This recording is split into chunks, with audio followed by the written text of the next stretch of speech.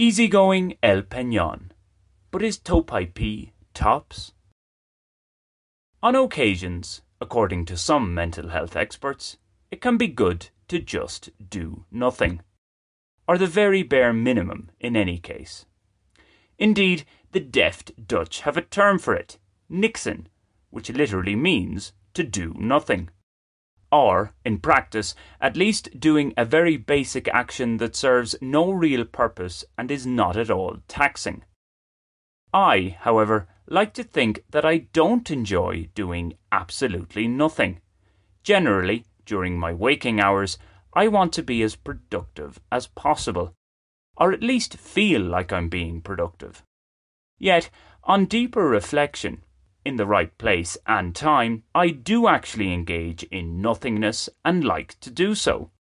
For example, I simply enjoy lying in the sun, particularly if it's in a secluded spot away from fellow human beings and annoying animals, the latter referring to, for the most part, delirious dogs and irritating insects, be they bloodsuckers or otherwise.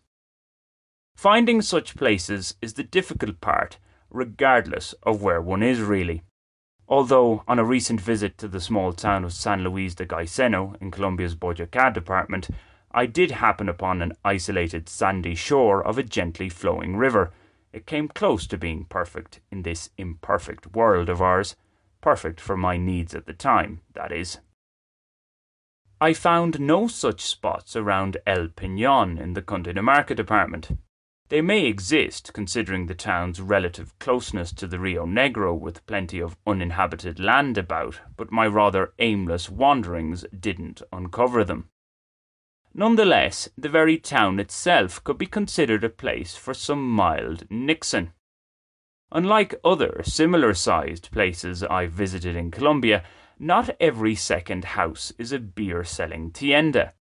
A few panaderias fill this void, but, based on my not very scientific observations, it must have one of the lowest ratios of tiendas per capita in the country. Thus, it seems to move to a very easygoing beat.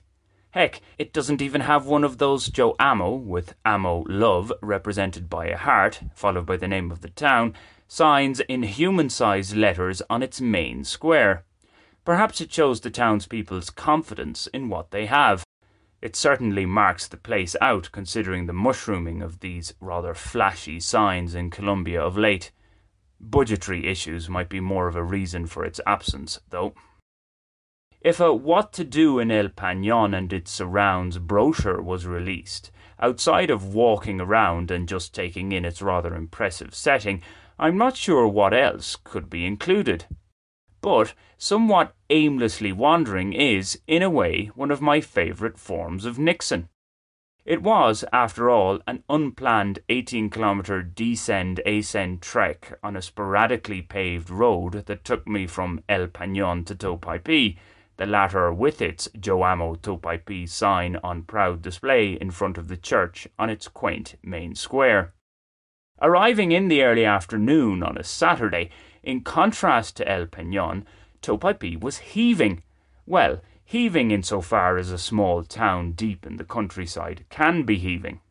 There, nearly every townhouse appears to be a sit-in tienda. It might just have been simply down to timing, but Topaipí seemed to be the wilder sibling of El Peñon. I did only spend a few hours there, so further research is required. The error in undertaking such an impromptu stroll was that I got to the town after the last bus had left. Whilst weighing up my return options, a few drinks were had, for rehydration purposes solely, in one of the aforementioned tiendas in the company of some curious locals, all of whom were small-scale coffee farmers.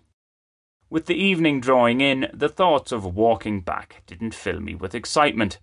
A motorbike taxi was arranged. At 30,000 pesos, it was 1,000 pesos more than the bus ticket from Bogotá to El Peñon. Oh well.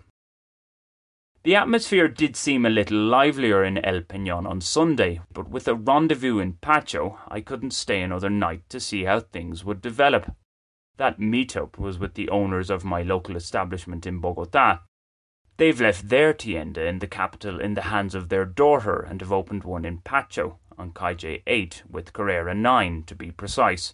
Do drop in and say hello if you happen to be in the town.